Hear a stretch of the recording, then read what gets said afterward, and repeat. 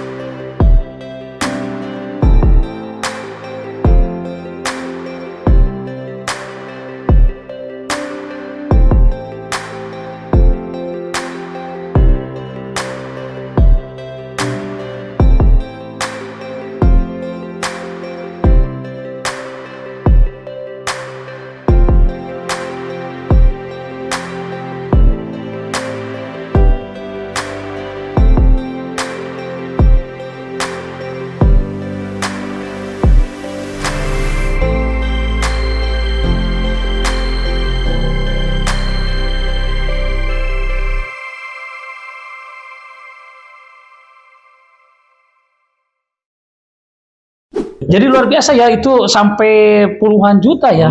Ya. Jadi memang kalau kita mancing menggunakan esen itu orang sugesti berarti ya. Ya, sugesti. Tapi kan ada orang juga yang lah buat apa pakai esen. Ada. Ada juga kan yang seperti itu. Ada. Kalau dulu itu kita bikin umpan kalau ada aroma yang enggak sesuai lah istilahnya itu.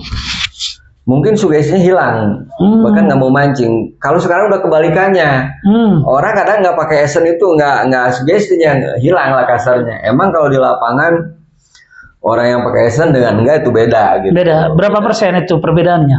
Kalau ya, menurut Akang? Untuk saat ini mungkin sekitar 50-70%. Berarti mengaruh banget ya berarti. Mengaruh banget. Ya kita kalau dipelajarin makhluk seperti ikan atau apapun dia punya insting, dia punya ada aroma yang dia nikmatin. Kedua, kolam kalau seandainya biasa udah dipakai esen itu ikan akan terbiasa dengan aroma itu. Itu digunakannya seperti apa sih kalau esen itu, atau ditetes ke air atau bagaimana? Ya kalau penggunaan itu kalau seandainya buat lomba harian gitu atau apa namanya tuh lomba ada event-event besar. Nah itu nanti ditetesin ke umpan gitu, umpan yang udah diaduk atau sebelum diaduk juga bisa, yang penting rata. Oh berarti gitu. Disatukan dengan racikan. Ya dengan racikan umpan. Kalau seandainya buat pelampungan. Iya gitu. iya. Nah itu pengaruh karena walaupun gimana esen itu seolah-olah perangsang untuk mendatangkan gitu. Contohnya kalau seandainya kita pakai deho aja atau gimana, durasi aroma itu nggak mencakup ke beberapa lapak atau durasinya nggak terlalu. Kalau pakai esen mungkin durasinya lebih Jadi Lebih kalau luas, pakai bisa mengundang. kalau pakai esen itu durasi jaraknya misalkan nih ikan itu mencium bau Ya, esen itu seperti berapa itu, Kak. jaraknya? Nah, 100 gitu. meter, 50 meter, 30 meter, 20 meter? Nah, contohnya seperti itu. Kalau sekitaran apa namanya tuh jarak ya meter itu enggak juga. Soalnya kalau ikan udah ngumpul, mungkin yang lain juga pada ngikut gitu. Logikanya seperti itulah. Betul, Nah, betul. Terus kelebihan pakai esen itu kalau seandainya ikan udah mencium aroma contohnya, walaupun dia belum makan keumpan yang kita itu, dia keliling kemana, kadang-kadang dia bisa balik lagi karena aromanya ketutup gitu. Jadi aroma yang pertama dia cium gitu biasanya. ketika si ikan itu mencium aroma esen, ke yang lain akan tertutup. Memang seperti itu. Biasanya seperti itu. Itu secara apa namanya tuh ilmu orang ada yang pelajari sampai seperti itunya gitu. Oke, yang pernah dilombakan nih, yang dapat puluhan juta ataupun apa di mana saja nih Kang? Akang kan kemana saja? Kalau saya lihat itu ada juga dari pejabat, kalangan pejabat, artis juga. Ini gimana Kang? Kalau saya sih kebetulan kalau seandainya event-event besar itu mungkin ada bos yang membiayai saya untuk mancing. Kadang-kadang saya nggak bawa apa piala atau gimana, yang penting kepuasan aja.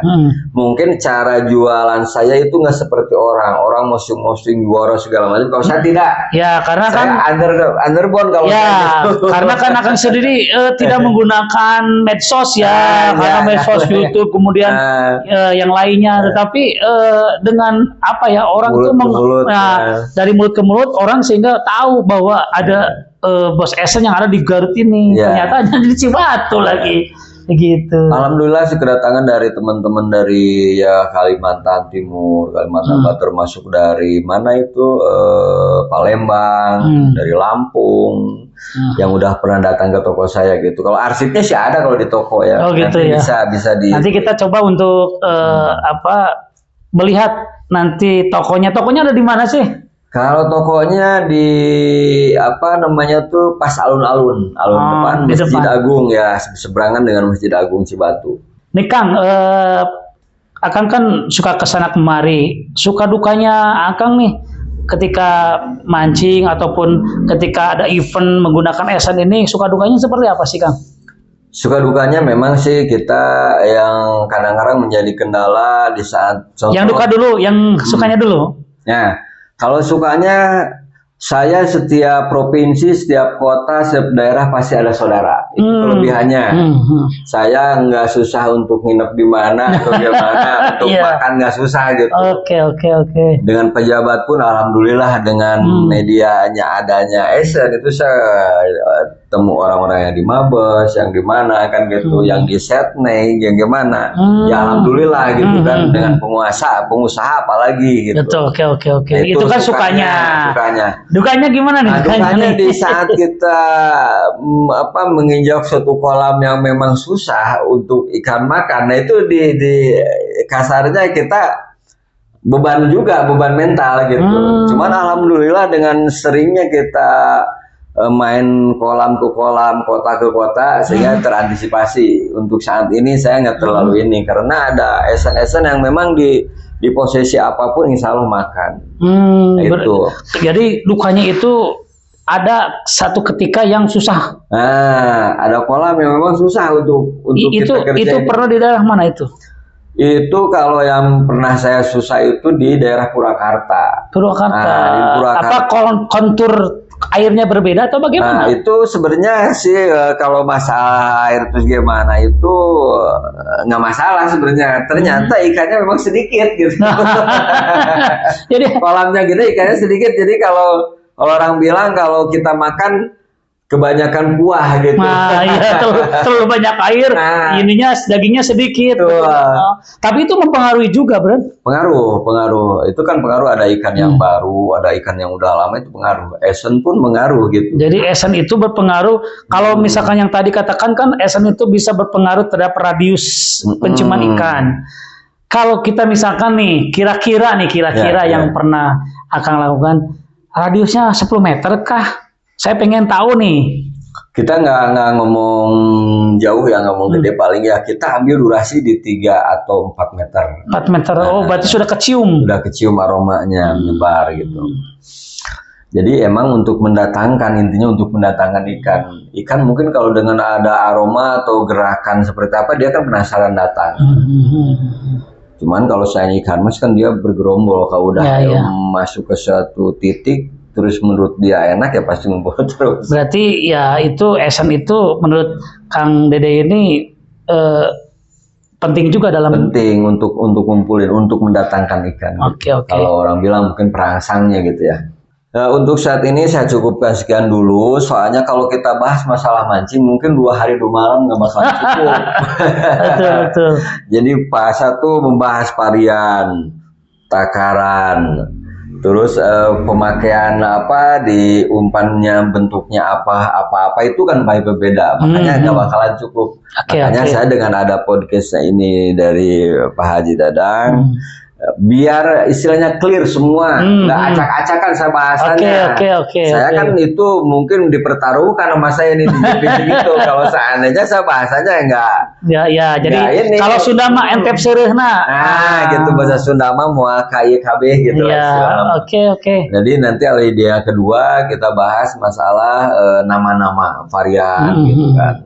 Terus buat ikan apa, ya masih banyak lah. Cara pun nanti mungkin insya Allah nanti cara mancing atau gimana kita bisa sharing. Karena apa? Mancing itu nggak ada yang jago kalau buat juara. Karena itu ada faktor luck gitu. Nggak bisa dirubah. Jadi pemancing itu tidak ada yang juara lah ya. Juara sih pasti, cuman ya kalau pemancing sejati dia nggak terlalu mengejar juara. Yang penting makan dulu. Udah makan, nah baru itu mengikutin gitu. Oke, statement closing dari Akang. Terima kasih kepada Jejak Cibatu yang udah mengundang saya. Yang mudah-mudahan untuk teman-teman angler semua bermanfaat. Insya Allah ke depan akan bahas semua dengan tuntas. Terima kasih. Assalamualaikum warahmatullahi wabarakatuh. Assalamualaikum warahmatullahi wabarakatuh. Terima kasih atas statement closingnya hari ini tentang obrolan singkat bersama Bos Esen, yaitu Pak Dede Jamaluddin. Insya Allah nanti di berikutnya kita akan ngobrol menerangkan tentang esen dan jenis-jenisnya. Saya Dadang Sugarto yang bertugas, dan di samping saya sudah hadir narasumber kita Pak Dede Jamaluddin. Terima kasih sudah hadir di studio kami. Mudah-mudahan nanti bisa bertemu lagi ya. Dan saya tutup. Wallahu muwaffiq ila aqwamit thoriq. Wassalamualaikum warahmatullahi wabarakatuh. Waalaikumsalam. Terima kasih.